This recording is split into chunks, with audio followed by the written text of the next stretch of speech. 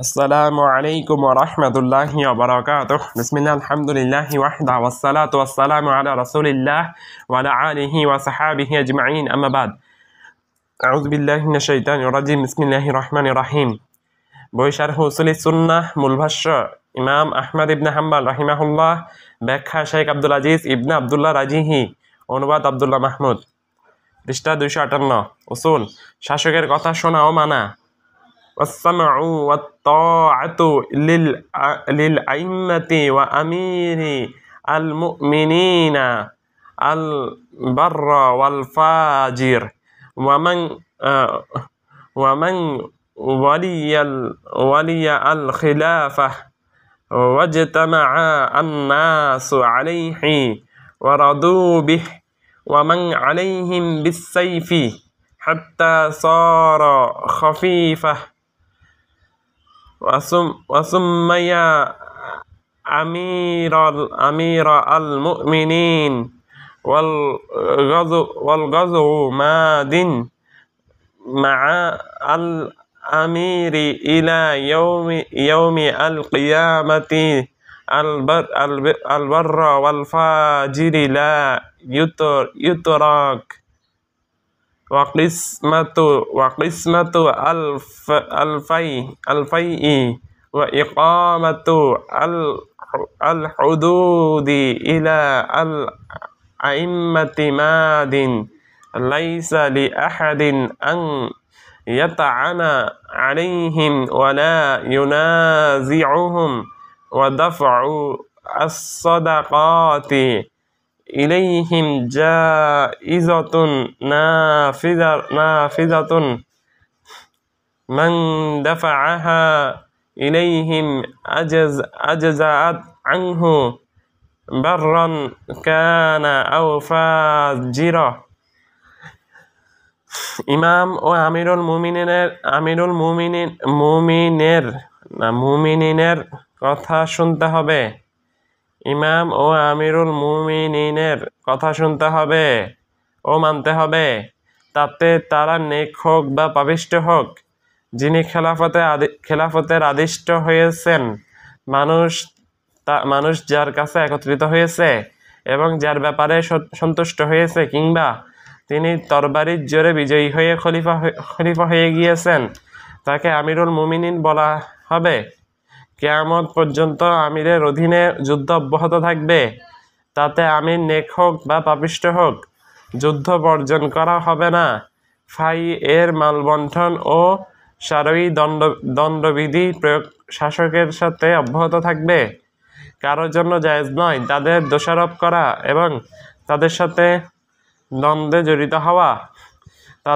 তাদের কাছে যাকাত অর্পণ করা জায়েজ ও কার্যকরী। যে ব্যক্তি তাদের কাছে তা অর্পণ করবে তা তার জন্য যথেষ্ট হবে, তাতে শাসক নেক হোক বা পাপিষ্ঠ হোক। ব্যাখ্যা: এই অধ্যায় নির্দিষ্ট ইমাম ও শাসক কেন্দ্রিক। আহলুস সুন্নাহ ওয়াল জামাআহর আকীদা ও আহলুস সুন্নাহ ওয়াল জামাআহর মতে দ্বীন ও সুন্নাহর উসুলের অন্তর্ভুক্ত বিষয় হলো ইমাম ও শাসকদের কথা শোনা ও মানা।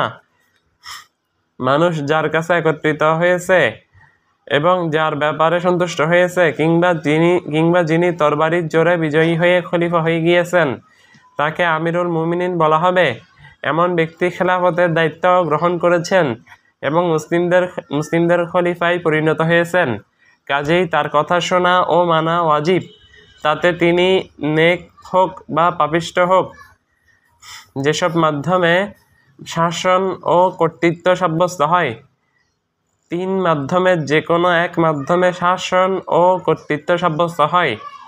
এক, আহলুল হাল ওয়াল আকদ, তথা জ্ঞানী ও বিচক্ষণ ব্যক্তিদের নির্বাচন বা চয়নের মাধ্যমে। তারা যদি কাউকে নির্বাচিত করেন বা চয়ন করেন, তাহলে তার খেলাফত ও ইমামত সাব্যস্ত হবে। 2, পরবর্তী খলিফা খেলাফতের জন্য কাউকে নির্বাচন করবেন, এর মাধ্যমে তার কাছে খেলাফত স্থানান্তর হয়ে যাবে। 3, যিনি তরবারি, দাপট ও ক্ষমতার মাধ্যমে বিজয়ী হবেন, এমনকি খেলাফতের বিষয়টি তার জন্য স্থিতিশীল হয়ে যাবে। ক্ষমতা ও দাপটের মাধ্যমে তার জন্য খেলাফত সাব্যস্ত হবে। এই ব্যক্তিও মুসলিমদের খলিফা। আবু বকর কোন পদ্ধতিতে খলিফা নির্বাচিত হন? আবু বকর কোন পদ্ধতিতে খলিফা নির্বাচিত হন তা নিয়ে মতপার্থক্য আছে। ক, একদল বলেন স্পষ্ট দলিলের মাধ্যমে তিনি খলিফা হন। খ, আরেক দল বলেন স্পষ্ট দলিলের মাধ্যমে তিনি খলিফা হন। আরেক দল বলেন অস্পষ্ট দলিলের মাধ্যমে তিনি খলিফা হন। তবে এ ব্যাপারে সঠিক কথা হলো তিনি নির্বাচন ও চয়নের মাধ্যমে খলিফা হন।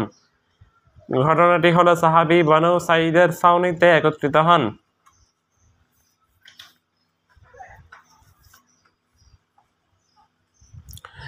উমর, ওসমান ও আবু উবাইদা সেখানে আসেন। কথা বলেন উমর ও আবু বকর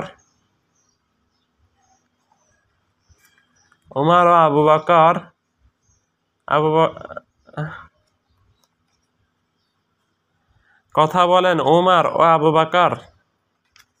আবু বকর রাদিয়াল্লাহু আনহু বলেন, আমরা উমর ও আবু উবাইদাকে আপনারা উমর ও আবু উবাইদাকে নির্বাচিত করুন।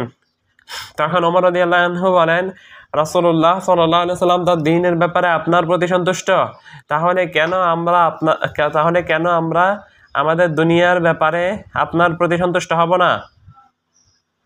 ইবনে সাদ আত-তাবাকাত 3 খণ্ড 183 পৃষ্ঠা। এরপর ওমর রাদিয়াল্লাহু আনহু তার কাছে বায়াত করেন এবং মানুষেরাও বায়াত করেন।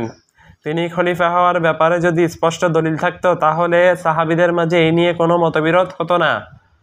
খলিফা নির্বাচনের জন্য তারা একত্রিত হতেন না এবং ওমর ও আবু উবাইদা সেই স্পষ্ট দলিলের কথা উল্লেখ করতেন। তবে হাদিসে রয়েছে যে নবী সাল্লাল্লাহু আলাইহি সাল্লামকে একজন নারী বলেন, আমি যদি আপনাকে না পাই তাহলে কার কাছে যাব? তাকে নবী সাল্লাল্লাহু আলাইহি সাল্লাম বলেন, আমাকে না পেলে তুমি আবু বকরের কাছে যাবে। সহিহুল বুখারী 7360, সহিহ মুসলিম 2386। এছাড়া নবী সাল্লাল্লাহু আলাইহি সাল্লাম আবু বকরকে সালাতে ইমামতির দায়িত্ব দেন এবং বলেন, তোমরা আবু বকরকে বলে দাও সে যেন মানুষের ইমামতি করে। সহিহুল বুখারী 664, সহিহ মুসলিম 418। নবী সাল্লাল্লাহু আলাইহি ওয়াসাল্লাম আরো বলেন, আমি যদি অন্তরঙ্গ বন্ধু হিসেবে কাউকে গ্রহণ করতাম তাহলে আবু বকরকে অন্তরঙ্গ বন্ধু হিসেবে গ্রহণ করতাম। সহিহ মুসলিম 2383, সহিহুল বুখারী 3656। এইসব হাদিসের ব্যাপারে কথা হলো নবী সাল্লাল্লাহু আলাইহি সাল্লামের পর তিনি খলিফা হওয়ার ব্যাপারে এগুলো সুস্পষ্ট দলিল নয়, বরং এগুলো নবী সাল্লাল্লাহু আলাইহি সাল্লামের পক্ষ থেকে তাকে নির্বাচন ও চয়ন করার ব্যাপারে দিক নির্দেশনা। কাজী আহলুল হাল ওয়াল আকদের পক্ষ থেকে নির্বাচন ও চয়নের মাধ্যমে আবু বকরের খেলাফত সাব্যস্ত হয়।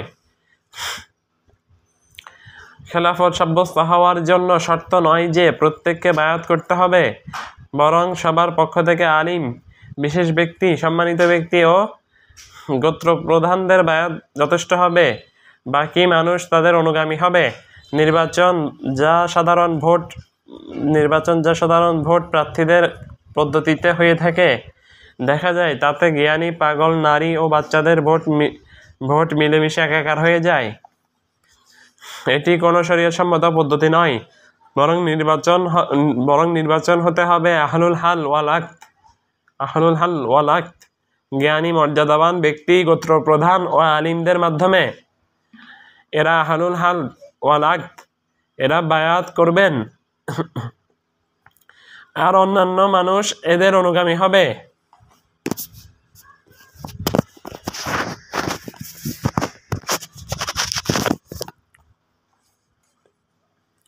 খোলাফায়ে রাশেদিন যে পদ্ধতিতে নির্বাচিত হন: 1. আবু বকরের খেলাফত নির্বাচন ও চয়নের মাধ্যমে সাব্যস্ত হয়। 2. ওসমানের খেলাফত নির্বাচন ও চয়নের মাধ্যমে সাব্যস্ত হয়। 3. অধিকাংশ আহলুল হাল ওয়াল আকদ আলীর কাছে বায়াত করলে তার খেলাফত সাব্যস্ত হয়। মুয়াবিয়া ও সিরিয়াবাসী তার হাতে বায়াত করা থেকে বিরত থাকেন। তারা খেলাফত প্রত্যাশার জন্য বিরত থাকেননি, বরং উসমানের রক্তের বিচারের দাবিতে বিরত থাকেন। মুয়াবিয়া বলেননি যে আলীর তুলনায় তিনি নিজে খেলাফতের অধিক উপযুক্ত। 4 আবু বকর সিদ্দিক কর্তৃক অঙ্গীকার ও নির্ধারণের মাধ্যমে ওমরের খেলাফত সাব্যস্ত হয়। খোলাফায়ে রাশিদিনের পর থেকে আজ পর্যন্ত দুই পদ্ধতির এক পদ্ধতিতে খেলাফত সাব্যস্ত হয়ে আসছে, হয় পূর্ববর্তী খলিফা কর্তৃক নির্বাচিত করে যাওয়ার মাধ্যমে, আর না হয় শক্তি ও দাপটের মাধ্যমে। নির্বাচিত খলিফার জন্য শর্তসমূহ: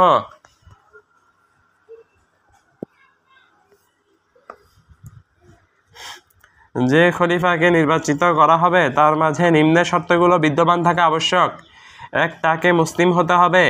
2. তাকে কুরাইশ বংশের হতে হবে, কেননা নবী সাল্লাল্লাহু আলাইহি সাল্লাম বলেন,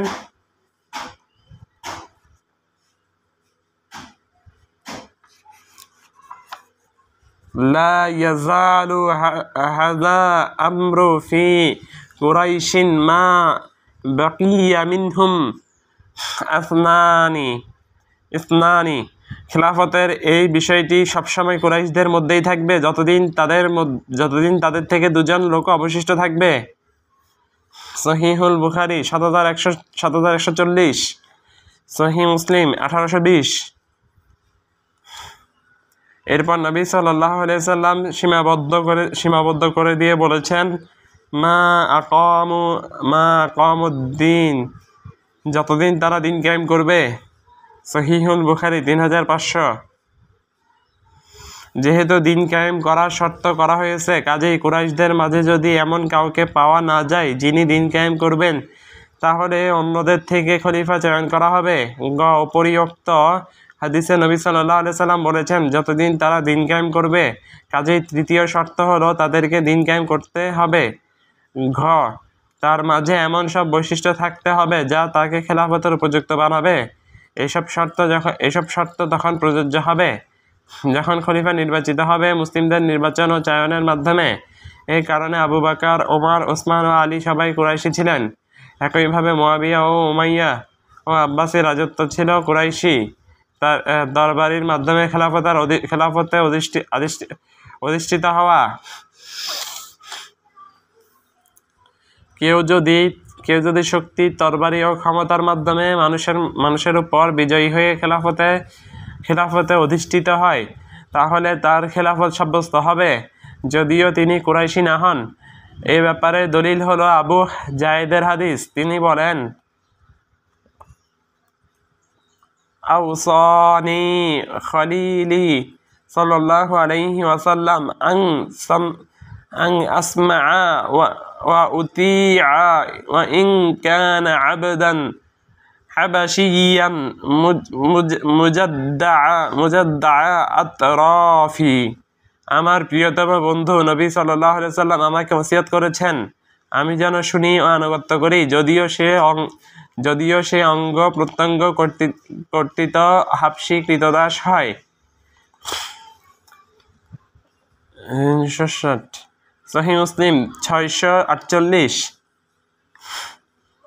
অন্য বর্ণনায় আছে, ওয়ালাউ লিহাশাবিয়ান কাআন্না রাসাহু জাবিবাহ। যদি কোনো হাবশী আমির হয় যার মাথা কিসমিসের মতো। সহিহুল বুখারী 696। আর হাবশী কুরাইশ গোত্রের অন্তর্ভুক্ত নয়, এরপরও তার আনুগত্য করা ওয়াজিব যদি তিনি বিজয়ী হন। এ ব্যাপারে এটাই আহলুস সুন্নাহ ওয়াল জামাআহর আকীদা। অতএব যখন তার খেলাফত সাব্যস্ত হবে, তখন আল্লাহ ও তার রাসূলের আনুগত্যমূলক কাজে তার কথা শোনা ও মানা ওয়াজিব। কেননা আল্লাহ তাআলা বলেন, ইয়া আইয়ুহাল্লাযীনা আমানু আতিউল্লাহা ওয়া আতিউর রাসূলা ওয়া উলিল আমরি মিনকুম ফাইন তানাযা'তুম ফি শাইইন ফারুদ্দুহু ইলাল্লাহি ওয়ার রাসূলি ইন কুনতুম তু'মিনুনা বিল্লাহি ওয়াল ইয়াউমিল আখির, যালিকা খায়রুন ওয়া আহসানু তা'ওয়িলা। হে ঈমানদারগণ, তোমরা আল্লাহর আনুগত্য করো, রাসূলের আনুগত্য করো এবং তোমাদের মধ্যকার নেতৃস্থানীয়দের। অতঃপর কোনো বিষয়ে তোমাদের মধ্যে মতভেদ ঘটলে তা উপস্থিত করো আল্লাহ ও রাসূলের নিকট যদি তোমরা আল্লাহ ও আখিরাতে ঈমান এনে থাকো। এ পন্থাই উত্তম ও পরিণামে প্রকৃষ্টতর। সূরা নিসা আয়াত 100, আয়াত 59।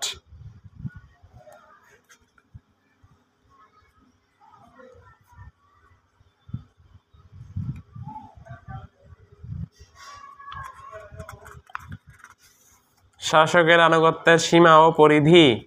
আলিমগণ বলেছেন, রাসূলের ক্ষেত্রে আনুগত্য করো আদেশকে পুনরাবৃত্তি করা হয়েছে, কিন্তু নেতৃস্থানীয় ব্যক্তিদের ক্ষেত্রে পুনরাবৃত্তি করা হয়নি, কারণ রাসূলের আনুগত্য আল্লাহর আনুগত্যের অন্তর্ভুক্ত।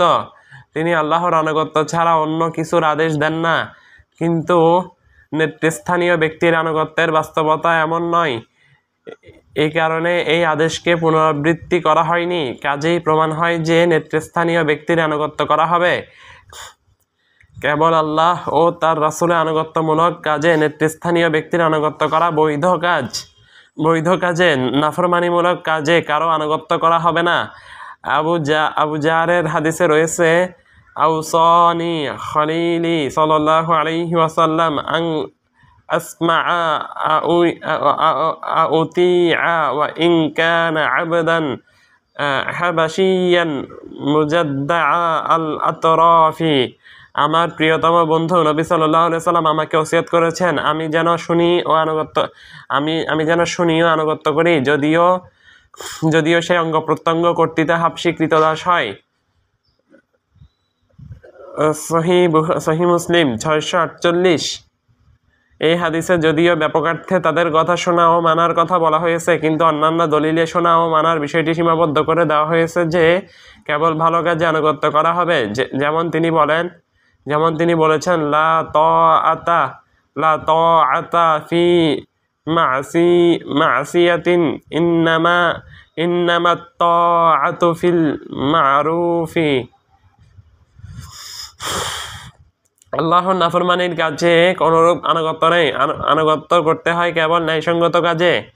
সহিহুল বুখারী ৭২৫৭, সহিহ মুসলিম ১৮৪০। অতএব নেতৃস্থানীয় ব্যক্তির আনুগত্য করা হবে কেবল আল্লাহ ও তার রাসূলের আনুগত্যমূলক কাজে এবং বৈধ বিষয়ে।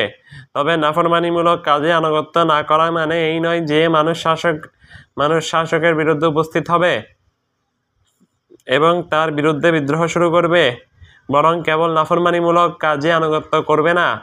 কেননা নাফরমানিমূলক কাজে কারো আনুগত্য করা যায় না, শাসকের নয় এবং অন্য কারো নয়। যদি শাসক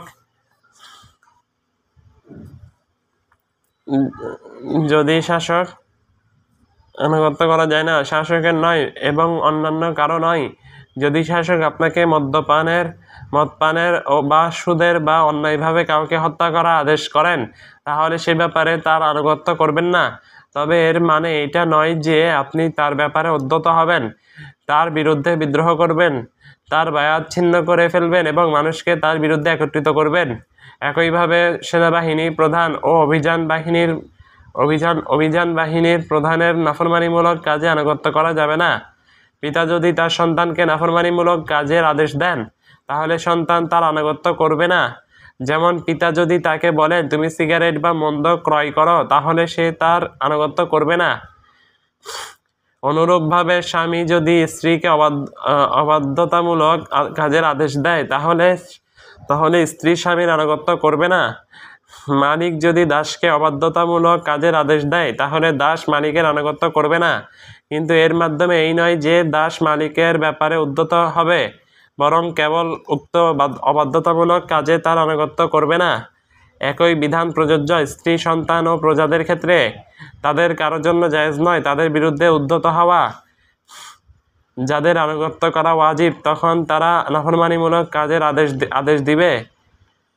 নাফরমানিমূলক কাজের আদেশ দেওয়া সত্ত্বেও তাদের সাথে নরম ও কোমল আচরণ করতে হবে, অর্থাৎ কোমল ও নরমভাবে উপযুক্ততার সাথে আমিরকে সম্বোধন করতে হবে এবং তাকে গোপনে নসিহত করতে হবে। গোপনে নসিহত করবে জ্ঞানী ও আহলুল হাল ওয়াল আকদগণ। অনুরূপভাবে পিতা নিজের সন্তানের সাথে এবং নিজের সন্তানের সাথে এবং সন্তান নিজের পিতার সাথে নসিহত করার সময় কোমল আচরণ করবে, একই অবস্থায় স্ত্রীর স্বামীর সাথে এবং দাসের মালিকের সাথে।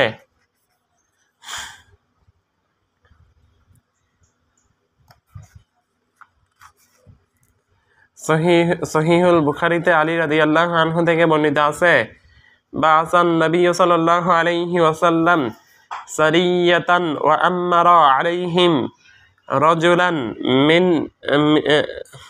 মিন আল আনসারি ওয়া আমারাহুম আন তুতিউহু ফাগাদিবা আলাইহিম وقال أليس قد أمر النبي صلى الله عليه وسلم أن تطيعوني؟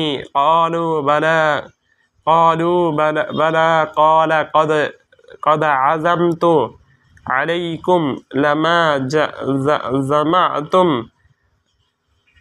حطبا وأوقدتم نارا ثم دخلتم فيها فجمعوا حطبا فأوقدوا نارا فلما هموا بالدخول فقام ينظر بعضهم إلى بعض قال بعضهم إنما تبعنا النبي صلى الله عليه وسلم فرارا من نار أفندخلها فبينها هم كذلك إذ خمدت النار وسكان غضبه فذكر للنبي صلى الله عليه وسلم فقال لو دخلوها ما خرجوا منها أبدا إنما الطاعة في المعروف। নবী সাল্লাল্লাহু আলাইহি সাল্লাম একটি ক্ষুদ্র সৈন্য দল পাঠান এবং একজন আনসারীদের সাথে আমির নিযুক্ত করে সেনাবাহিনীকে তার আনুগত্য করার নির্দেশ দেন। এরপর তিনি আমির তাদের উপর রাগান্বিত হন এবং বলেন, নবী সাল্লাল্লাহু আলাইহি সাল্লাম কি তোমাদেরকে আমার আনুগত্য করার নির্দেশ দেননি? তিনি বললেন, হ্যাঁ। তখন তিনি বললেন, আমি তোমাদের দৃঢ়ভাবে বলছি যে তোমরা কাঠ জড়ো করো এবং তাতে আগুন জ্বালাও, এরপর তোমরা তাতে প্রবেশ করবে। তারা কাঠ জড়ো করে এবং তাতে আগুন জ্বালায়। এরপর যখন তারা প্রবেশ করতে ইচ্ছে করে তখন একে অন্যের দিকে তাকাতে থাকে। তাদের কেউ কেউ বলল, আগুন থেকে পরিত্রাণের জন্যই তো আমরা নবী সাল্লাল্লাহু আলাইহি সাল্লামের অনুসরণ করেছি, তাহলে কি আমরা সবশেষে আগুনেই প্রবেশ করব? তাদের এসব কথোপকথনের মাঝে হঠাৎ আগুন নিভে যায় আর তার আমিরের ক্রোধও দমিত হয়ে যায়। এই ঘটনা নবী সাল্লাল্লাহু আলাইহি সাল্লামের নিকট বর্ণনা করা হলে তিনি বলেন, যদি তারা তাতে প্রবেশ করত তাহলে কোনোদিন আর এ থেকে বের হতো না। জেনে রেখো, আনুগত্য কেবল বৈধ কাজেই হয়ে থাকে। সহিহুল বুখারী ৭১৪৫, সহিহ মুসলিম ১৮৪০। সুবহানাল্লাহ। এটি একটি অত্যন্ত কঠোর হুমকি যে তারা যদি তাতে প্রবেশ করত তাহলে দুনিয়ার শাস্তির সাথে সাথে আখিরাতের শাস্তি অব্যাহত থাকত। তারা যদি তাতে প্রবেশ করত তাহলে তারা তা থেকে বের হতে পারত না। কাজেই আনুগত্য কেবল ভালো কাজে, এই সেনাবাহিনী প্রধানের নাফরমানিমূলক কাজে আনুগত্য করা হবে না। ইমাম আহমদের কথা, ইমাম ও আমিরুল মুমিনিনের কথা শুনতে হবে ও মানতে হবে, তাতে তারা নেক হোক বা পাপিষ্ঠ হোক। অর্থাৎ আমিরের আনুগত্য করা ওয়াজিব, তাতে তিনি নেক হোক বা পাপী হন। যদি তিনি পাপী হন, যদি তিনি কিছু বড় গুনাহ করেন বা কোনো নাফরমানিমূলক কাজ করেন, তারপরও তার কর্তৃত্ব ও শাসন টিকে থাকবে এবং তার কথা শোনা ও মানা ওয়াজিব হবে। এরপরও তাকে আমিরুল মুমিনিন বলা হবে। মূল কথা, এমন প্রত্যেক ব্যক্তি যিনি খেলাফতে অধিষ্ঠিত হয়েছেন, মানুষ তার ব্যাপারে একত্রিত হয়েছে।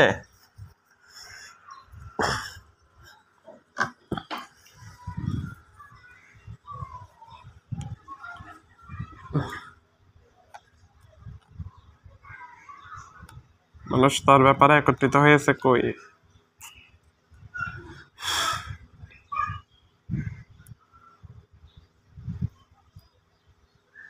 তাতে তারা পাপিষ্ঠ হন বা তারা কোনো নাফরমানিমূলক কাজে জড়িত থাকেন,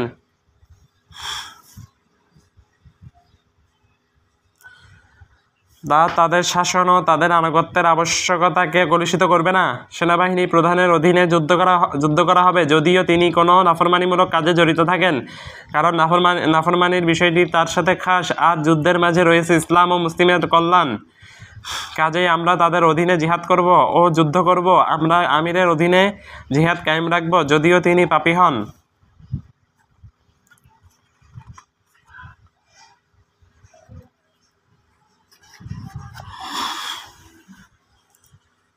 ফাইয়ের মাল বন্টনের দায়িত্ব আমিরের। ফাই এবং সম্পদকে বোঝায় যা কাফিরেরা কোনো যুদ্ধ ছাড়াই ছেড়ে পালিয়ে যায়, আর গনিমত এমন সম্পদকে বোঝায় যা যুদ্ধ করার পর মুসলিমরা পেয়ে থাকে। উভয় প্রকার সম্পদ আমির বন্টন করবেন। সারয়ী শাস্তিনীতি কায়েম করার দায়িত্ব ইমামের। কারোর জন্য জায়েজ নয় তাদেরকে দোষারোপ করা এবং তাদের সাথে দ্বন্দ্বে জড়ানো, যেমন জেনাকারীর শাস্তি, চোরের শাস্তি, মদপানকারী শাস্তি ও দিন পরিবর্তনকারী শাস্তি। এইসব শাস্তি কায়েম করবেন শাসক। তিনি বিচারক নির্ধারণ করে দিবেন এবং ভালো কাজের আদেশ ও মন্দ থেকে নিষেধের জন্য দল তৈরি করে দিবেন। এই দায়িত্ব শাসকদের উপর অর্পিত। তাদেরকে দোষারোপ করা এবং তাদের সাথে দ্বন্দ্বে জড়ানো কারোর জন্য জায়েজ নয়। ইমাম আহমেদের কথা, তাদের কাছে যাকাত অর্পণ করা জায়েজ ও কার্যকরী। এখানে ফরজ সাদাকা উদ্দেশ্য। যদি শাসক যাকাত চান তাহলে তার কাছে তা প্রদান করতে হবে, তখন তোমরা দায়িত্ব মুক্ত হয়ে যাবে। এই কারণে লেখক বলেছেন কার্যকরী অর্থাৎ সহিহ। যে ব্যক্তি তাদের কাছে যাকাত হস্তান্তর করবে তা তার জন্য যথেষ্ট হয়ে যাবে, তাতে শাসক নেক হোক বা পাপিষ্ঠ হোক।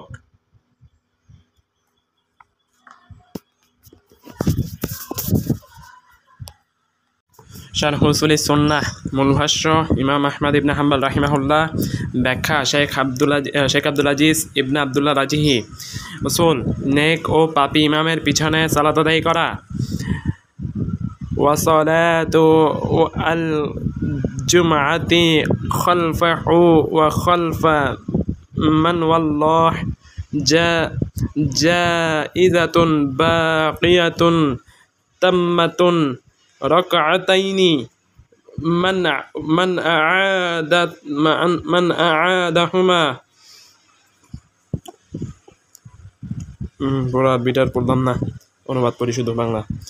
শাসকের পিছনে এবং শাসক যাকে ইমাম হিসেবে নিয়োগ দিবেন তার পিছনে জুমার সালাত আদায় করা জায়েজ। এটি অব্যাহত থাকবে। পরিপূর্ণ 2 রাকাত। যে ব্যক্তি তা পরে পুনরায় আদায় করবে সে বিদআতি, আশার বা হাদিস বর্জনকারী ও সুন্নাতের বিরোধিতাকারী। তার জন্য জুমার কোনো ফজিলত থাকবে না। যে নেক বা পাপী ইমামের পিছনে সালাত আদায় করা জায়েজ মনে করবে না। সুন্নাহ হলো তাদের পিছনে 2 রাকাত সালাত আদায় করা এবং তা পরিপূর্ণ সালাত বলে দিন হিসেবে বিশ্বাস করা। এ ব্যাপারে তোমার অন্তরে কোনো সন্দেহ থাকবে না। ব্যাখ্যা: আহলুস সুন্নাহ ওয়াল জামাআহর আকীদা হলো আমিরের পিছনে আমির যাকে নিয়োগ করবেন তার পিছনে, বাদশাহর পিছনে ও রাষ্ট্রপ্রধানের পিছনে জুমার সালাত জায়েজ। পরিপূর্ণ 2 রাকাত। যে ব্যক্তি উক্ত সালাত পুনরায় আদায় করবে সে বিদআতি, আশার বা হাদিস বর্জনকারী ও সুন্নাহর বিরোধিতাকারী।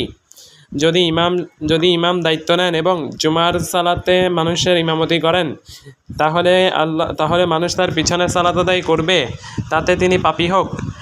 তার পিছনে সালাত বিশুদ্ধ হবে। যে তা পুনরায় আদায় করবে সে বিদআতি।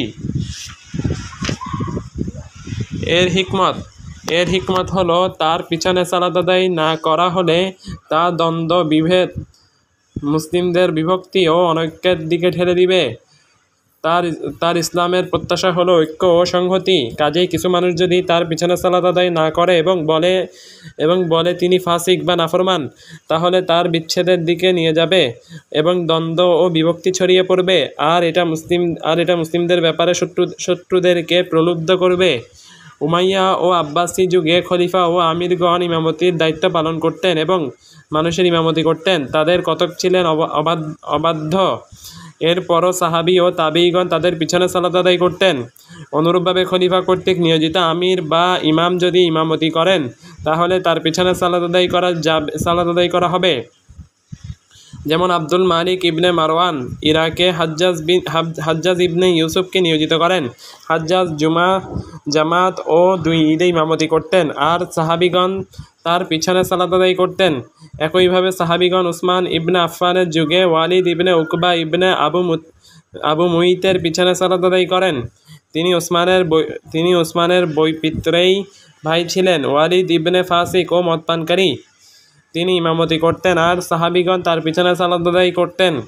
তিনি ছিলেন কুফার আমির। তিনি একবার মাতাল অবস্থায় ফজরের সালাতে ইমামতি করছিলেন। তারা জানতেন না তিনি মাতাল অবস্থায় আছেন। তিনি 2 রাকাত সালাত আদায় করার পর পিছনে ফিরে বলেন, তোমরা কি চাও আমি আরও বেশি সালাত পড়াই? তখন তাকে ইবনে মাসউদ বলেন, আজ পর্যন্ত তো আপনার পিছনে অতিরিক্ত ও বেশি সালাত আদায়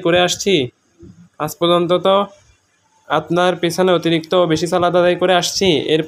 এরপর তারা পুনরায় সালাত আদায় করেন। এরপর আমিরুল মুমিনিন ওয়ালিদকে শাস্তিস্বরূপ 80 বেত্রাঘাত করেন। সহিহ মুসলিম 1707। এই ঘটনা ইবনে মাসউদের কথাসহ বিস্তারিত রয়েছে ইবনে আব্দুল বার এর আল ইস্তিয়াব গ্রন্থে 4 খণ্ডে 1555 থেকে 1554। সাহাবিগণ শাসক ও আমিরের পিছনে সালাত আদায় করতেন যদিও তারা ফাসিক হতেন। ইমাম আহমদের কথা শাসকের পিছনে এবং শাসক যাকে ইমাম হিসেবে নিয়োগ দিবেন তার পিছনে জুমার সালাত আদায় করা জায়েজ। এটি অব্যাহত থাকবে। পরিপূর্ণ 2 রাকাত যে ব্যক্তি তা পরে পুনরায় আদায় করবে সে বিদআতি, আশার বা হাদিস বর্জনকারী ও সুন্নাহর বিরোধিতাকারী।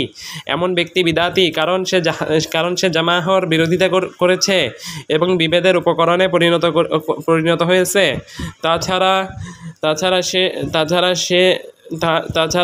তাছাড়া সে সেসব হাদিস ও সুন্নাহর বিরোধিতা করেছে যেসব হাদিস ও সুন্নাহ তাদের পিছনে সালাত আদায়ের বৈধতা প্রমাণ করে। এমন ব্যক্তির জন্য জুমা ও জামায়াতের কোনো ফজিলত থাকবে না যদি না সে নেক বা পাপী ইমামের পিছনে সালাত আদায় করা জায়েজ মনে করে। ইমাম আহমদের কথা, সুন্নাহ হলো তাদের পিছনে 2 রাকাত সালাত আদায় করা এবং পরিপূর্ণ সালাত বলে দিন হিসেবে বিশ্বাস করা। অর্থাৎ সে দিন হিসেবে বিশ্বাস করবে এই সালাত বিশুদ্ধ। সে বিশ্বাস করবে যে এটা দিন। এই কারণে তিনি বলেছেন, এ ব্যাপারে তোমার অন্তরে কোনো সন্দেহ থাকবে না। কাজেই যে ব্যক্তি উক্ত সালাত পুনরায় আদায় করবে অথবা তাদের পিছনে সালাত আদায় করবে না সে আহলুস সুন্নাহ ওয়াল জামাআহর মতে বিদআতি। শাসক কর্তৃক নিয়োজিত ইমাম ছাড়া অন্য ফাসিক ইমামের পিছনে কি সালাত ও জুমা বিশুদ্ধ হবে? এটি বিস্তারিত ব্যাখ্যা সাপেক্ষ মাসালা।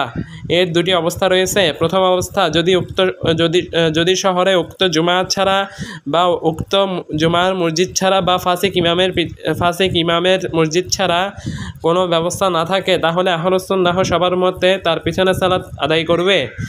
যে ব্যক্তি তাকে বর্জন করবে তার পিছনে সালাত আদায় করবে না, বরং একাকী সালাত আদায় করবে, সে বিদআতি।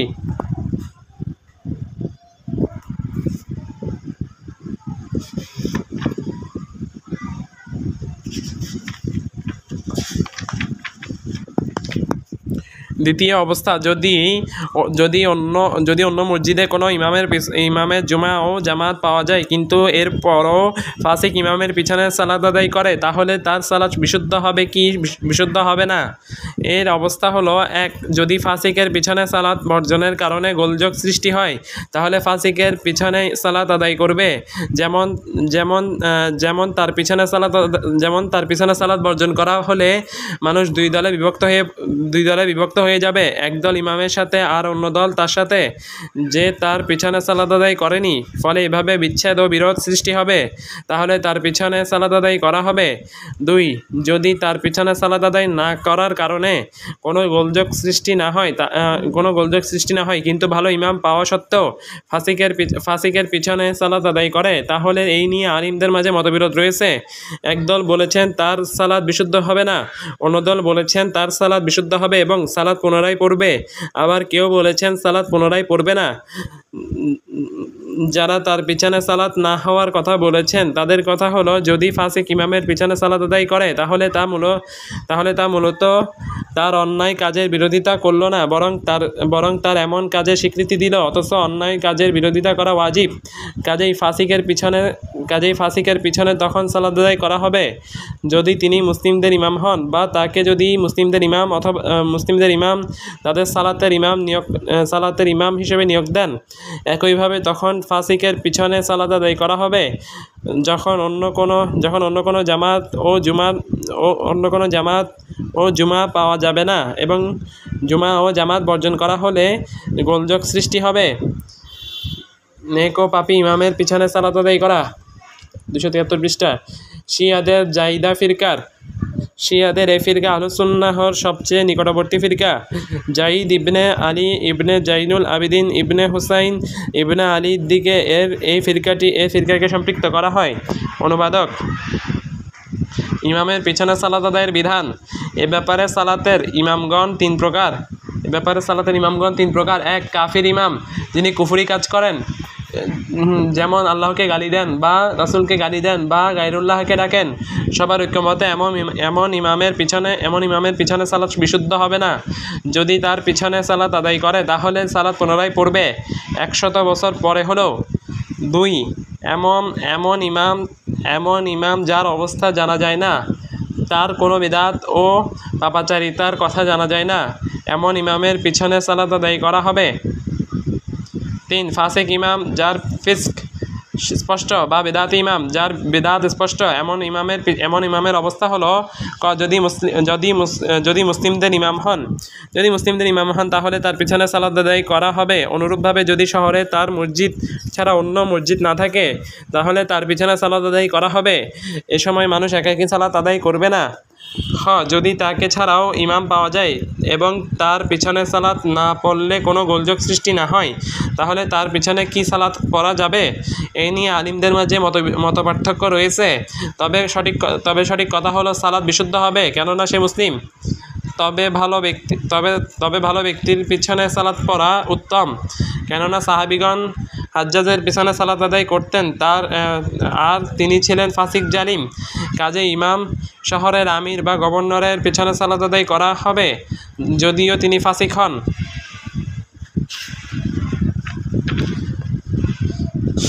এই জাইদিয়া ইমাম যদি কুফরি আকিদা লালন করেন বা রাফেজিরা যে আকিদা রাখে তিনি সেই আকিদা রাখেন, তাহলে তার পিছনে সালাত আদায় করা হবে না। তার পিছনে সালাত আদায় করলে সালাত বাতিল হবে। আর তিনি যদি বিদাতি বিষয়ের আকিদা রাখেন তাহলে তিনি বিদাতি মুসলিম। শাসকদের বিরুদ্ধে বিদ্রোহ করা। ওয়ামান খরাজা আলা ইমামিন মিন আইম্মাতি আল মুসলিমিনা ওয়া ক্বাদ কানা আন-নাসু ইজতামাউ আলাইহি ওয়া আকররু লাহু বিল খিলাফাতি বিআইয়ি ওয়াজহিন কানা বিররাদা আও বিল গলাবাতি ফাকাদ শাক্কা হাযা আল খারিজু আসা আল মুসলিমিনা ওয়া খালাফা আল আসারা আন রাসূলিল্লাহি সাল্লাল্লাহু আলাইহি ওয়াসাল্লাম ফা ইন মাতা আল খারিজু আলাইহি মাতা মিতাতান জাহিলিয়াতান ولا يحل قتال السلطان ولا الخروج عليه لأحد من الناس فمن فعل ذلك فهم مبتدع على غير السنة والطارق। যে ব্যক্তি মুসলিমদের এমন শাসকের বিরুদ্ধে বিদ্রোহ করবে যার ব্যাপারে মানুষ ঐক্যবদ্ধ এবং সন্তুষ্টিমূলকভাবে বা জোরপূর্বকভাবে যে কোনো পদ্ধতিতেই হোক মানুষ তার খেলাফতের স্বীকৃতি দিয়েছে, তাহলে ওই বিদ্রোহকারী মুসলিমদের লাঠিকে ভেঙে দিবে এবং নবী সাল্লাল্লাহু আলাইহি সাল্লাম থেকে বর্ণিত আশার বা হাদিসের বিরোধিতা করবে। এই অবস্থায় যদি বিদ্রোহকারী মারা যায় তাহলে সে জাহিলি মৃত্যুবরণ করবে। কোনো মানুষের জন্য শাসকের বিরুদ্ধে যুদ্ধ করা এবং তার বিরুদ্ধে বিদ্রোহ করা হালাল নয়। যে ব্যক্তি এই কাজ করবে সে বিদাতি এবং সুন্নাহ ও সঠিক রাস্তা বহির্ভূত। ব্যাখ্যা: ইমাম আহমদ আহলুস সুন্নাহ ওয়াল জামাআহর আকীদা সাব্যস্ত করেছেন যে যদি কোনো শাসকের ব্যাপারে উম্মাহ ঐক্যবদ্ধ হয় বা তার খেলাফতের স্বীকৃতি প্রদান করে তাহলে তার বিরুদ্ধে বিদ্রোহ করা হারাম। খেলাফতের স্বীকৃতি যে কোনো পদ্ধতিতে হতে পারে, অর্থাৎ আমরা যে তিনটি পদ্ধতির কথা আলোচনা করেছি তার যে কোনো এক পদ্ধতিতে হতে পারে।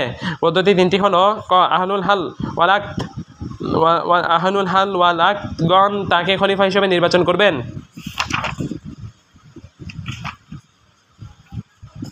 খ পূর্ববর্তী খলিফা তাকে খেলাফতের দায়িত্ব দিবেন। গ তিনি শক্তি ও ক্ষমতা বলে খেলাফতে অধিষ্ঠিত হবেন। ইমাম আহমদের কথা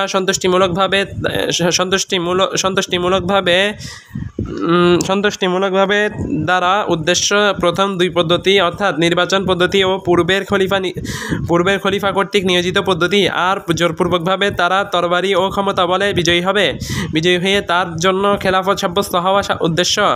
যে কোনো পদ্ধতিতে খেলাফতে অধিষ্ঠিত হোক না কেন তার বিরুদ্ধে বিদ্রোহ করা জায়েজ নয়। যে ব্যক্তি তার বিরুদ্ধে বিদ্রোহ করবে সে বিদ্রোহকারী মুসলিমদের লাঠিকে ভেঙে দিবে এবং নবী সাল্লাল্লাহু আলাইহি সাল্লাম থেকে বর্ণিত আশারের বিরোধিতা করবে এবং হাদিসের বিরোধিতা করবে, সে বিদাতি বলে গণ্য হবে। শাসকের বিরুদ্ধে বিদ্রোহ করা অবস্থায় যদি বিদ্রোহকারী মারা যায় তাহলে সে জাহিলি মৃত্যুবরণ করবে। এ ব্যাপারে দলিলাদি: প্রথম দলিল, নবী সাল্লাল্লাহু আলাইহি সাল্লাম বলেন, মান কারিহা মিন আমিরিহি শাইয়ান ফালিয়াসবির ফাইন্নাহু মান খারাজা মিনাস সুলতানি শিবরান মাতা মিতাতান জাহিলিয়াতা। কোনো লোক যদি আমিরের কোনো কিছু অপছন্দ করে তাহলে সে যেন ধৈর্য ধারণ করে, কেননা যে লোক সুলতানের আনুগত্য থেকে এক বিগত সরে যাবে তার মৃত্যু হবে জাহিলি যুগের মৃত্যুর মতো। সহিহুল বুখারী ৭০৫৩। এই কঠিন শাস্তির কথা প্রমাণ করে যে ব্যক্তি বড় গুনাহাতে লিপ্ত। নবীজির কথা যে সে জাহিলি যুগের মৃত্যুর মতো মৃত্যুবরণ করবে, এ কাজ কুফরি, কারণ সে জাহিলিয়াতের উপর মৃত্যুবরণ করবে, এটাই মূল অবস্থা। তবে এখানে এ দ্বারা কুফরি উদ্দেশ্য নয়, বরং উদ্দেশ্য বিরাট শাস্তির কথা বলা এবং বড় গুনাহাতে লিপ্ত হওয়ার কথা বলা। কাজেই শাসকদের বিরুদ্ধে বিদ্রোহ করা বড় গুনাহের অন্তর্ভুক্ত। নবীজির কোনো লোক যদি আমিরের কোনো কিছু অপছন্দ করে তাহলে সে যেন ধৈর্য ধারণ করে। এই উক্তি আদেশবাচক এবং ধৈর্য ধারণ করা ও সহ্য করার ব্যাপারে নববী দিক নির্দেশনা। কেননা ধৈর্য ধারণ না করলে বিরাট অরাজকতা সৃষ্টি হবে, জামাতে বিচ্ছিন্নতা সৃষ্টি হবে ও আনুগত্যের লাঠি ভেঙে যাবে। তাছাড়া এই অবস্থায় মৃত্যুবরণ করলে জাহিলি মৃত্যুবরণ করবে। দ্বিতীয় দলিল, অন্য হাদিসে নবী সাল্লাল্লাহু আলাইহি সাল্লাম বলেন, মান খারাজা মিনাত তাআতি ওয়া ফারাকাল জামাআতা মাতা মিতাতান জাহিলিয়াতান ওয়া মান কাতালা তাহতা রায়াতিন উম্মাইতিন। যে ব্যক্তি আমিরের আনুগত্য থেকে বেরিয়ে গেল এবং জামাত থেকে বিচ্ছিন্ন হয়ে গেল সে জাহিলিয়াতের মৃত্যুবরণ করলো। আর যে ব্যক্তি লক্ষ্যহীন নেতৃত্বের পতাকা তলে যুদ্ধ করে, গোত্রপ্রীতির জন্য ক্রুদ্ধ হয় অথবা গোত্রপ্রীতির দিকে আহ্বান করে অথবা গোত্রের সাহায্যার্থে যুদ্ধ করে, আল্লাহর সন্তুষ্টির কোনো ব্যাপার থাকে না, আর তাতে নিহত হয়, সে জাহিলিয়াতের মৃত্যুবরণ করে। আর যে ব্যক্তি আমার উম্মাহর উপর আক্রমণ করে, আমার উম্মাহর ভালো মন্দ সকলকে নির্বিচারে হত্যা করে, মুমিনকেও রেহাই দেয় না এবং তার সাথে যে ওয়াদাবদ্ধ হয় তার ওয়াদাও রক্ষা করে না, সে আমার কেউ নয়, আমিও তার কেউ নই। সহিহ মুসলিম 1848। তৃতীয় দল, আবু জাহর বলেন, আওসানি খলিলি সাল্লাল্লাহু আলাইহি ওয়াসাল্লাম আন আসমা'a ওয়া উতি'a ওয়া ইন কানা আবদান হাবাশিয়ান মুজাদ্দাআল আতরাফি। আমার প্রিয়তম বন্ধু নবী সাল্লাল্লাহু আলাইহি সাল্লাম আমাকে ওসিয়ত করেছেন আমি যেন শুনি ও আনুগত্য করি, যদিও সে অঙ্গ প্রত্যঙ্গ কর্তৃত হাবশী কৃতদাস হয়। সহিহ মুসলিম 648। অন্য বর্ণনায় আছে, ওয়ালাউ জিহাবাশিয়ান কাআন্না রাসাহু জাবিবাহ, যদিও কোনো হাবশী আমির হয় যার মাথা কিসমিসের মতো।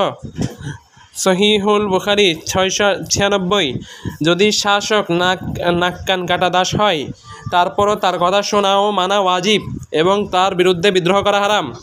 বিদ্রোহ করা বড় গুনাহ, বরং এটি বিদাতীদের নিদর্শন। তারা শাসকদের বিরুদ্ধে বিদ্রোহ করা জায়েজ মনে করে। বিদাতীদের মাযহাব খারিজিরা মনে করে যদি শাসক ফাসিকি কাজ করে বা কোনো বড় গুনাহেতে লিপ্ত হয় তাহলে তার বিরুদ্ধে বিদ্রোহ করতে হবে, কারণ এমন শাসক তাদের মতো কাফির।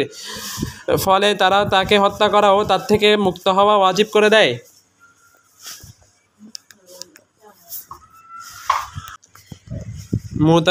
মুতাজিলারা মনে করে শাসক যদি বড় গুনাহেতে লিপ্ত হয় তাহলে তার বিরুদ্ধে বিদ্রোহ করতে হবে।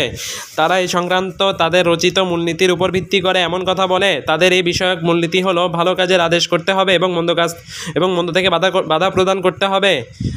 তাদের 5 মূলনীতির অন্যতম মূলনীতি এটি। তারা এই মূলনীতির আড়ালে জালিম শাসকদের বিরুদ্ধে তরবারি নিয়ে বিদ্রোহ করার বৈধতা লুকিয়ে রাখে। এর মাধ্যমে তারা শাসকের জুলুমে ধৈর্য ধারণের আদেশ সংক্রান্ত স্পষ্ট দলিলাদির বিরোধিতা করে। তাছাড়া শাসক ফাসিকি কাজ করলে এবং আল্লাহর পক্ষ থেকে দলিল সমৃদ্ধ একেবারে সুস্পষ্ট কুফরিতে জড়িত না হওয়া পর্যন্ত তাদের বিরুদ্ধে বিদ্রোহ না করার আদেশ সংক্রান্ত দলিলাদির বিরোধিতা করে। রাফিজি তারা শাসকদের বিরুদ্ধে বিদ্রোহ করার মতো ব্যক্ত করে, কারণ তাদের মতে একজন শাসক নির্ভুল না হওয়া পর্যন্ত তার শাসন বিশুদ্ধ হবে না। তাদের এমন কথার উপর ভিত্তি করে তাদের মতে সকল শাসকের শাসন বাতিল এবং তাদের বিরুদ্ধে বিদ্রোহ করা জায়েজ। তারা দাবি করে তাদের 12 জন ইমাম নির্ভুল। নবী সাল্লাল্লাহু আলাইহি সাল্লাম স্পষ্টভাবে তাদের ইমাম ও শাসক হিসেবে ঘোষণা করে গিয়েছেন। তাদের প্রথম ইমাম আলী ইবনে আবু তালিব, দ্বিতীয় মাসুম ইমাম হাসান ইবনে আলী, এরপর হুসাইন ইবনে আলী, এরপর আলী ইবনে হুসাইন, এরপর জাইনুল আবিদিন, এরপর মোহাম্মদ ইবনে বাকির, এরপর জাফর ইবনে মোহাম্মদ সাদিক, এরপর মুসা ইবনে জাফর কাজিম, এরপর আলী ইবনে মুসা রিজা, এরপর মোহাম্মদ ইবনে আলী জাওয়াদ, এরপর আলী ইবনে মোহাম্মদ হাদি, এরপর হাসান ইবনে আলী আশকারি, এরপর মোহাম্মদ ইবনে হাসান। তাদের মতে মোহাম্মদ ইবনে হাসান সামরা সুরঙ্গে প্রবেশ করেছেন। তাদের ধারণা মতে তিনি প্রতীক্ষিত মাহদি। তাদের মতে এসব ইমামের ব্যাপারে স্পষ্ট ঘোষণা রয়েছে এবং তারা নির্ভুল। এদের ব্যতীত সকল শাসকের শাসন বাতিল। অতএব শাসকদের বিরুদ্ধে বিদ্রোহ করা খারেজি, মুতাজিলা ও রাফিজিদের মতো বিদাতীদের কাজ। আহলুস সুন্নাহ ওয়াল জামাআহর মাযহাব। আহলুস সুন্নাহ 5টি শর্ত ছাড়া শাসকদের বিরুদ্ধে বিদ্রোহ করা জায়েজ মনে করে না। যদি 5টি শর্ত পাওয়া যায় তাহলে বিদ্রোহ করা জায়েজ। 5টি শর্ত হলো: 1. শাসক কুফরি কাজ করবেন, নাফরমানি নয়। 2. তার উক্ত কুফরি একেবারেই সুস্পষ্ট পরিষ্কার হতে হবে, তাতে কোনো সংশয় ও জটিলতা থাকবে না। যদি সংশয় ও জটিলতা থাকে তাহলে বিদ্রোহ করা যাবে না। 3. উক্ত কুফরির দলিল কুরআন ও সুন্নাহ থেকে একেবারে সুস্পষ্ট হতে হবে, কারণ নবী সাল্লাল্লাহু আলাইহি সাল্লাম বলেছেন, ইল্লা আন তারাও কুফরান বাওয়াহান ইনদাকুম মিনাল্লাহি ফিহি বুরহানুন। কিন্তু যদি স্পষ্ট কুফরি দেখো তোমাদের কাছে আল্লাহর তরফ থেকে যে বিষয়ে সুস্পষ্ট প্রমাণ বিদ্যমান তাহলে আলাদা কথা। সহিহুল বুখারী 7056, সহিহ মুসলিম 1709। 4. তাকে অপসারণ করে তার স্থানে মুসলিম ব্যক্তিকে অধিষ্ঠিত করার সক্ষমতা থাকতে হবে, কারণ যদি কাফিরকে অপসারণ করে তার পরিবর্তে কাফিরকে নিয়ে আসা হয় তাহলে এটি কল্যাণকর হয়। 5. তাকে অপসারণ করার ক্ষমতা ও শক্তি থাকতে হবে। আল্লাহ তাআলা বলেন, ফাত্তাকুল্লাহা মাস্তাতা'তুম, তোমরা আল্লাহকে ভয় করো তোমাদের যথাসাধ্য। সূরা তাগাবুন আয়াত 16। যদি এই 5টি শর্ত পাওয়া যায় তাহলে বিদ্রোহ করা জায়েজ, অন্যথায় জায়েজ নয়। এই কারণে কোনো ব্যক্তি যদি এমন শহরে বাস করে যা শাসন করে কোনো কাফির রাষ্ট্র আর তার ক্ষমতা ও শক্তি নেই, তাহলে আমরা তাকে বিদ্রোহ করার কথা বলি না এবং তার জন্য তা আবশ্যক করে দেই না, কারণ বিদ্রোহ করলে বিরাট ক্ষতি, অরাজকতা ও ফিতনা সৃষ্টি হবে। আর আল্লাহ তাআলা কাউকে তার সাধ্যাতীত কোনো বিধান দেননি।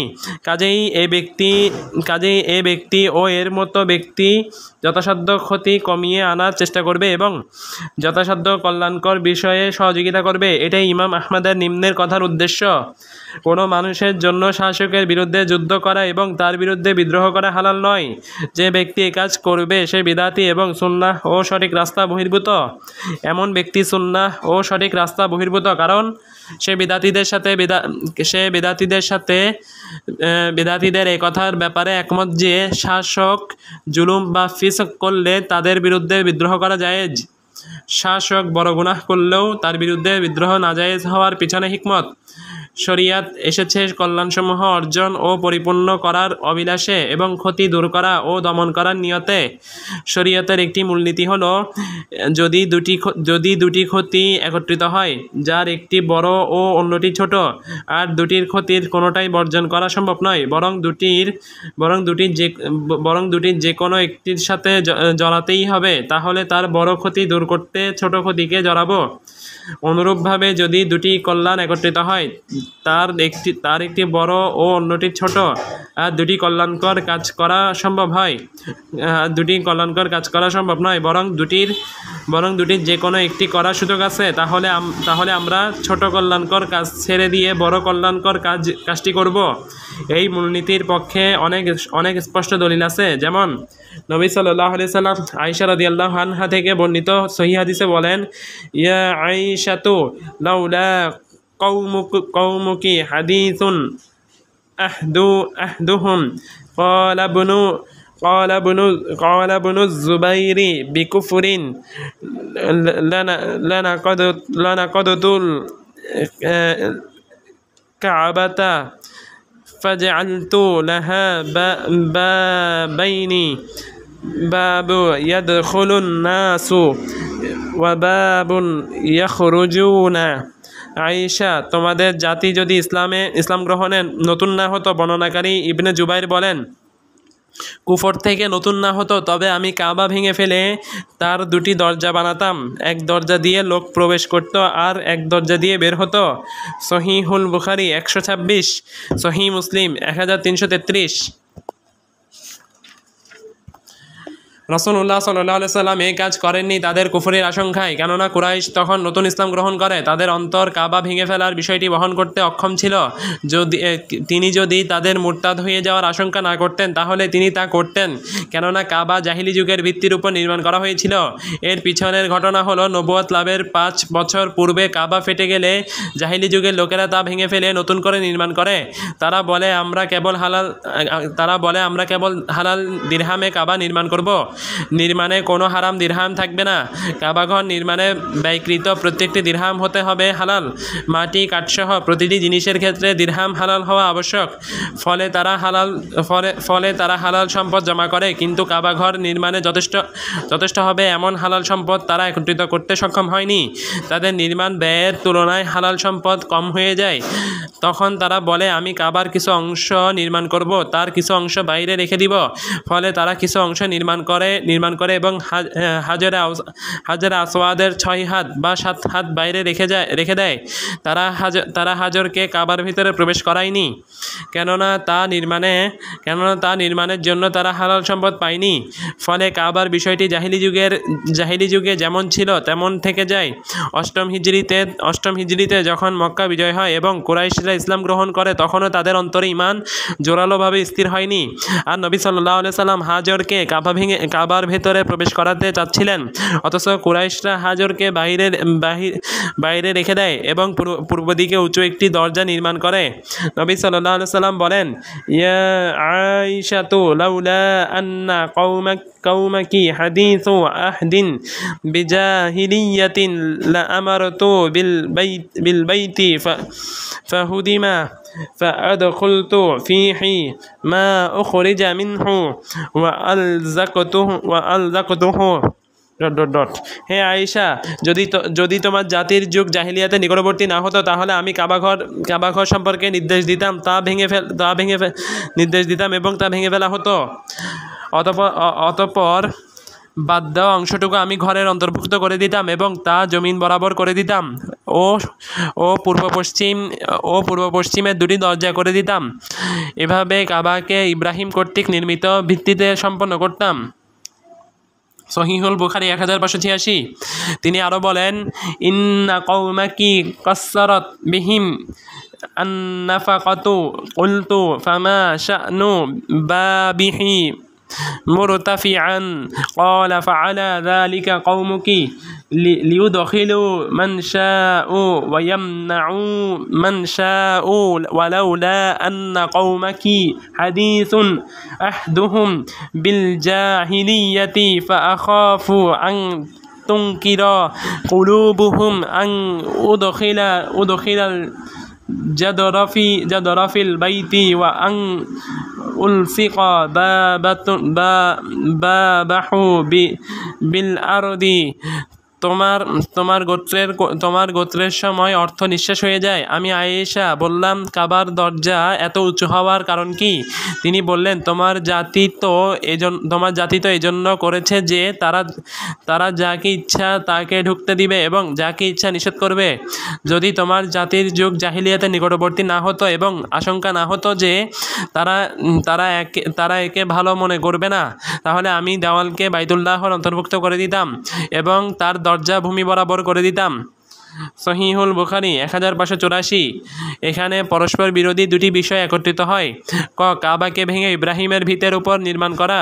খ, কুরাইশদের যারা নতুন ইসলাম গ্রহণ করে তাদের মুরতাদ হয়ে যাওয়ার আশঙ্কা। যখন দুটি পরস্পর বিরোধী বিষয় একত্রিত হয় আর কুফরে ফিরে যাওয়ার ক্ষতি তুলনামূলক বেশি হয়, তখন জাহিলি যুগের ভিতের উপর তৈরি কাবাকে রেখে দেওয়াটাই তিনি গ্রহণ করেন। এই কারণে যখন আব্দুল্লাহ ইবনে জুবাইর রাদিয়াল্লাহু আনহু এর যুগে মানুষের অন্তরে ঈমান শক্তভাবে গেঁথে যায়, তখন আব্দুল্লাহ ইবনে জুবাইর রাদিয়াল্লাহু আনহু এই হাদিস বাস্তবায়ন করেন এবং হাজর প্রবেশ করান। এছাড়া তিনি পূর্ব দিকে দরজাকে নিচু করেন এবং পশ্চিম দিকে দরজা খুলে দেন। তখন আব্দুল্লাহ ইবনে জুবাইর রাদিয়াল্লাহু আনহু 4 রোকন স্পর্শ করতেন, এমনকি শামী ও ইরাকি রোকনও স্পর্শ করতেন। কেননা তখন তিনি হাজর প্রবেশ করান, তখন সবগুলো রোকন ইব্রাহিমের ভিতের উপর হয়ে যায়, ফলে তিনি 4টি রোকন স্পর্শ করতেন। আব্দুল মালিক ইবনে মারওয়ান ও আব্দুল্লাহ ইবনে জুবাইরের মাঝে দ্বন্দ্বের পর যখন আব্দুল্লাহ ইবনে জুবাইরের জন্য বিষয়টি স্থিতিশীল হয়, তখন তিনি হিজাজ ও সিরিয়া দখল করেন। মারওয়ান ইবনে হাকাম তার কাছে বায়াত করার উপক্রম হন। সে সময় তাদের জন্য সিরিয়ার একটি এলাকা ছাড়া অন্য কোনো এলাকা হাতে ছিল না। মারওয়ানের পর তার সন্তান আব্দুল মালিক ক্ষমতায় আসেন এবং সিরিয়ার একটি করে অঞ্চল দখল করতে থাকেন ও সীমানা প্রশস্ত করতে থাকেন। এরপর আব্দুল মালিক ইরাক দখল করেন। এরপর হাজ্জাজ গভর্নর হন এবং যুদ্ধ করতে থাকেন। হাজ্জাজের উদ্দেশ্য ছিল ইবনে জুবাইর রাদিয়াল্লাহু আনহুকে হত্যা করা। এক পর্যায়ে তিনি আব্দুল্লাহ ইবনে জুবাইর রাদিয়াল্লাহু আনহুকে হত্যা করেন, তাকে ফাঁসি দেন। এরপর তিনি মিনজানিক প্রাচীন ক্ষেপণাস্ত্র দ্বারা কাবাকে ভেঙে ফেলেন, হাজর বের করে দেন, দরজা উঁচু করেন, পশ্চিম দিকে দরজা বন্ধ করেন। এভাবে তিনি জাহিলি যুগের ভিতের উপর কাবাকে ফিরিয়ে আনেন, যেমনটি বর্তমানে রয়েছে। আবু জাফর মানসুর ইমাম মালিকের সাথে পরামর্শ করেন যে তিনি আবার কাবা নির্মাণ করবেন এবং আব্দুল্লাহ ইবনে জুবাইরের মতো হাজরে প্রবেশ করাবেন, নাকি যেমন আছে সেভাবেই রেখে দিবেন। ইমাম মালিক তাকে নতুনভাবে নির্মাণ না করে রেখে দিতে বলেন। তখন আবু জাফর মানসুর তাকে এর কারণ জিজ্ঞেস করলে তিনি বলেন, এটি আমি আশঙ্কা করি কাবা রাজা বাদশাহদের খেলনায় পরিণত হবে, ফলে যে অবস্থায় ছিল সেই অবস্থায় রেখে দেওয়া হবে। তামহিদ 10 খণ্ড 50 পৃষ্ঠা, ফাতুল বারি 3 খণ্ড 448 পৃষ্ঠা। ইমাম মালিকের মত সঠিক ছিল, তিনি কাবাকে খেলনা বানানোর দরজা বন্ধ করে দেন, অন্যথায় তা রাজা বাদশাহদের হাতের খেলনায় পরিণত হতো এবং যখনই তিনি ক্ষমতায় আসত তখন ভেঙে নতুন করে নির্মাণ করত। পূর্বের মূলনীতিটি প্রয়োগ, শাসক জুলুম বা ফিসক করা সত্ত্বেও বিদ্রোহ পরিহার করতে হবে।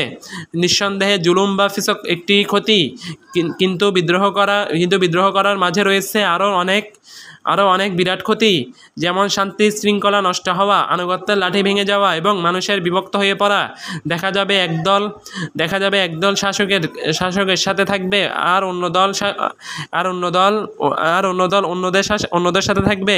এছাড়া বিদ্রোহের কারণে রক্ত প্রবাহিত হবে।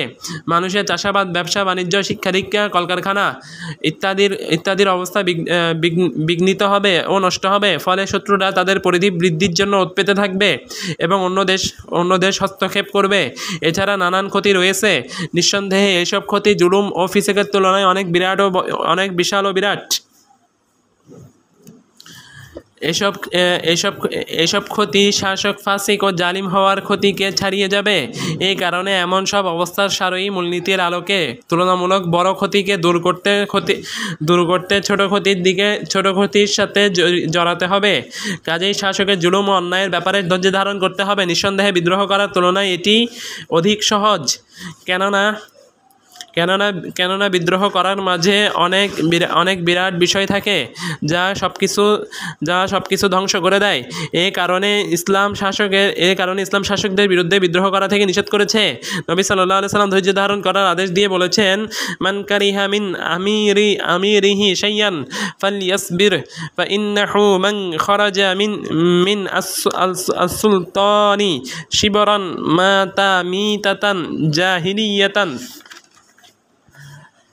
কোনো লোক যদি আমিরের কোনো কিছু অপছন্দ করে তাহলে সে যেন ধৈর্য ধারণ করে, কেননা সে লোক সুলতানের আনুগত্য থেকে এক বিগত সরে যে লোক সুলতানের আনুগত্য থেকে এক বিগত সরে যাবে তার মৃত্যু হবে জাহিলিয়াতের যুগের মৃত্যুর মতো। সহিহুল বুখারী 753। তবে ধৈর্য ধারণ করা আহলুল হাল ওয়াল আকদ, আলিম ও অন্যান্যদের পক্ষ থেকে শাসককে নসিহত দেওয়া পরিপন্থী নয়। তারা তার থেকে হক পৌঁছিয়ে দিবেন এবং তাকে উপদেশ দিবেন। তিনি যদি তা কবুল করেন তাহলে আলহামদুলিল্লাহ, আর যদি কবুল না করেন তাহলে তারা তাদের দায়িত্ব আদায় করে ফেলেছেন এবং নিজেদের দায়িত্ব থেকে মুক্ত হয়ে গিয়েছেন। আল্লাহ সর্বাধিক অবগত। চোর, দস্যু ও খারিজিদের বিরুদ্ধে লড়াই।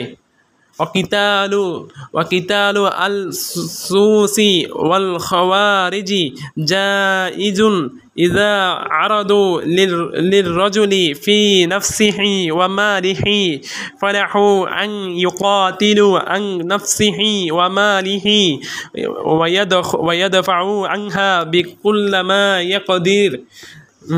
পুরোটা আর বললাম না, অনুবাদ পড়ি। চোর, দস্যু ও খারিজিদের বিরুদ্ধে লড়াই করা জায়েজ। তারা যখন কোনো ব্যক্তির জান ও মালের উপর চড়াও হবে তখন উক্ত ব্যক্তির জন্য জায়েজ নিজের জান ও মাল রক্ষার জন্য যুদ্ধ করা এবং যথাসাধ্য সকল উপায়ে প্রতিহত করা। তবে তারা যদি তাকে ছেড়ে পালিয়ে যায় তাহলে খুঁজে বের করা তার জন্য জায়েজ নয় এবং তার পিছু নেওয়া জায়েজ নয়। এ অধিকার রাষ্ট্রপ্রধান বা মুসলিমদের শাসক ছাড়া অন্য কারো নেই। তার কর্তব্য আক্রান্ত স্থানে নিজেকে প্রতিহত করা এবং নিজেকে রক্ষা করার সময় কাউকে হত্যা না করার নিয়ত করা।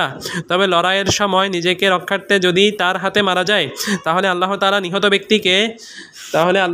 নিহত ব্যক্তিকে দূর করে দিয়েছেন। তার উক্ত অবস্থায় নিজের জান ও মাল রক্ষার্থে যদি নিজে মারা যায় তাহলে তার শাহাদাতের আশা করি, যেমনটি এই সংক্রান্ত হাদিসসমূহে বর্ণিত হয়েছে। এই সংক্রান্ত সকল হাদিসে তাদের সাথে লড়াই করার আদেশ দেওয়া হয়েছে, তাদেরকে হত্যা করার ও তাদের পিছু নেওয়ার আদেশ দেওয়া হয়নি এবং তারা ধরাশায়ী হলে বা জখম হলে তাদেরকে মেরে ফেলার আদেশ দেওয়া হয়নি। যদি তাদেরকে বন্দী অবস্থায় ধরে ফেলে তাহলে তাদেরকে শহীদ করা, তাহলে তাদেরকে হত্যা করা ও তাদের উপর দণ্ড কায়েম করা তার জন্য জায়েজ নয়,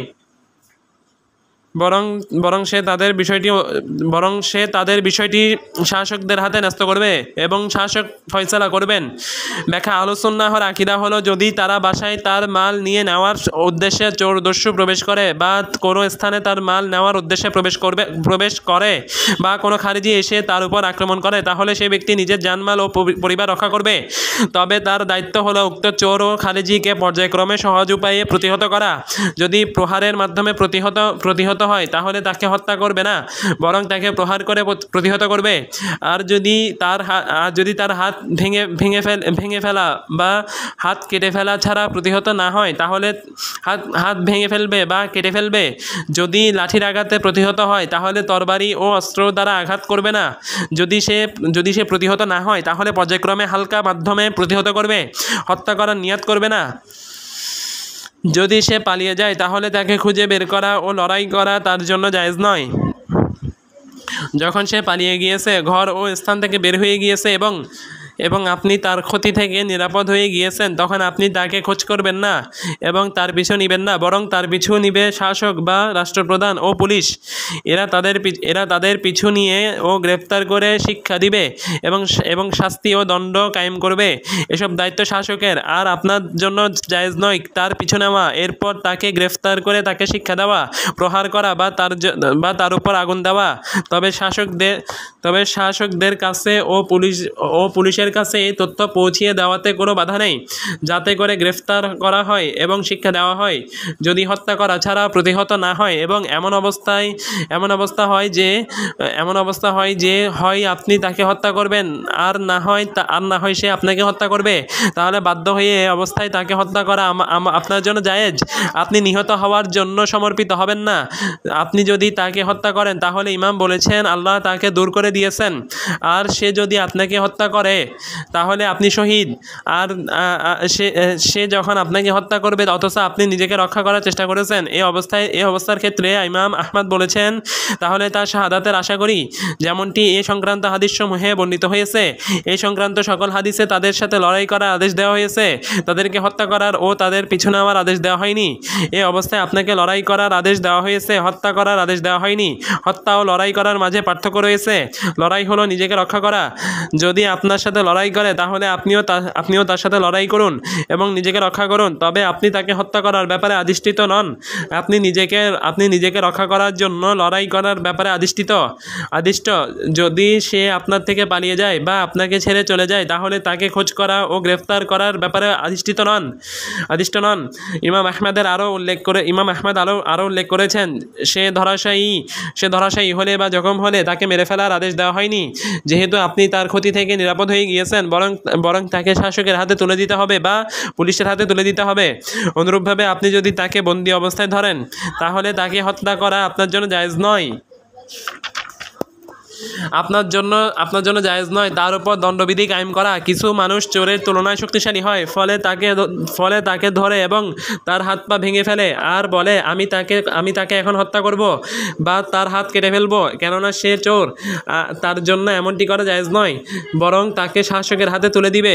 সে তার উপর দণ্ডবিধি কায়েম করবে না, কারণ দণ্ডবিধি কায়েম করা শাসকদের দায়িত্ব। এ ব্যাপারে দলিল হলো নবী সাল্লাল্লাহু আলাইহি সাল্লাম বলেন মান কুতিলা দুনা মালিহি ফাহুয়া শাহীদুন, যে ব্যক্তি তার সম্পদ রক্ষা করতে গিয়ে নিহত হয় সে শহীদ। সহিহুল বুখারী 2480, সহিহ মুসলিম 141। অন্য বর্ণনায় রয়েছে মান কুতিলা দুনা মালিহি ফাহুয়া শাহীদুন ওয়া মান কুতিলা দুনা আহলিহি আও দুনা দামিহি আও দুনা দীনিহি ফাহুয়া শাহীদ। কোনো ব্যক্তি তার সম্পদ রক্ষা করতে গিয়ে নিহত হলে সে শহীদ। একইভাবে কেউ তার পরিবার পরিজন ও সম্পদ অথবা দিন রক্ষা করতে গিয়ে নিহত হলেও সেও শহীদ।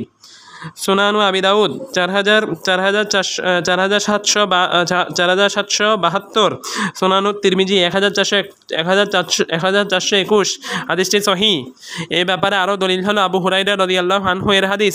তিনি বলেন জাআ রাজুলুন ইলা রাসূলিল্লাহি সাল্লাল্লাহু আলাইহি ওয়াসাল্লাম ফাকালা ইয়া রাসূলুল্লাহি আরাআইতা ইন জাআ রাজুলুন ইউরিদু আখজা মালি ক্বালা ফালা তু'তিহি মালাক ক্বালা আরাআইতা ইন قاتلني قال قاتله قال أرأيت إن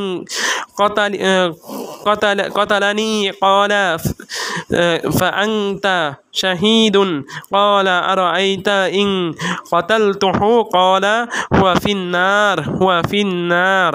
এক ব্যক্তি রাসূলুল্লাহ সাল্লাল্লাহু আলাইহি সাল্লামের কাছে এসে জিজ্ঞেস করে, হে আল্লাহর রাসূল, যদি কেউ আমার সম্পদ ছিনিয়ে নিতে উদ্যত হয় তবে আমি কি করব? রাসূলুল্লাহ সাল্লাল্লাহু আলাইহি সাল্লাম বলেন, তুমি তাকে তোমার সম্পদ নিতে দিবে না। লোকটি বলে যদি সে আমার সাথে এই নিয়ে মারামারি করে। রাসূলুল্লাহ সাল্লাল্লাহু আলাইহি সাল্লাম বলেন, তুমি তার সাথে মারামারি করবে? লোকটি বলে, আপনি কি বলেন যদি সে আমাকে হত্যা করে? রাসূলুল্লাহ সাল্লাল্লাহু আলাইহি সাল্লাম বলেন, তাহলে তুমি শহীদ বলে গণ্য হবে। লোকটি বলে, আপনি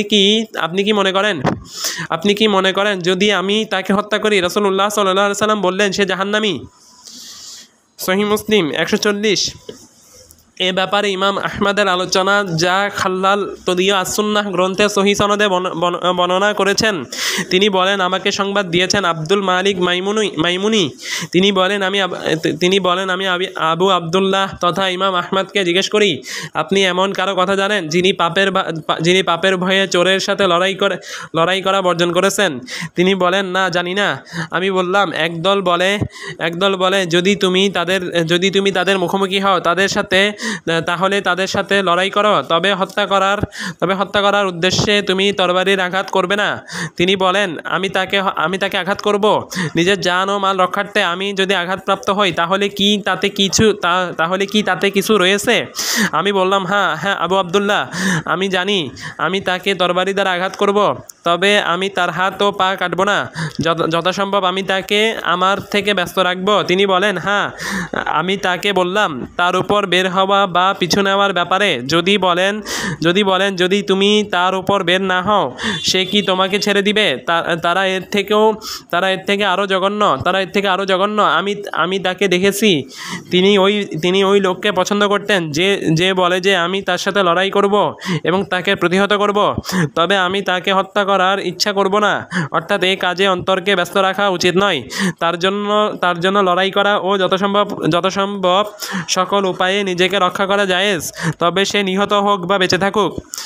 আসুন্নাহ লিল খাল্লাল 162। খাল্লাল সহি সনদে ইমাম আহমদ থেকে বর্ণনা করেছেন। তিনি বলেন, আমি চোরদের সাথে লড়াই করা বৈধ মনে করি যদি তারা মাল ও জান নেওয়ার ইচ্ছা করে, কিন্তু তারা যদি পালিয়ে যায় তাহলে তাদের কাছে যাওয়া বা তাদের অনুসরণ করা লড়াই করা তোমার জন্য জায়েজ নয়। আসুন্নাহ লিল খাল্লাল 175। মোট কথা, নিজেকে রক্ষার্থে চোর ও খারিজিদের সাথে একজন মানুষ লড়াই করবে, প্রাথমিকভাবে সে অস্ত্র ব্যবহার করবে না। যদি অস্ত্র ব্যবহারে বাধ্য হয় তাহলে এমন অস্ত্র দ্বারা আঘাত করবে যা তার কোনো অঙ্গের প্রভাব ও ছাপ ফেলবে, যাতে তাকে ছেড়ে চোর বা খারিজি নিজেকে নিয়ে ব্যস্ত হয়।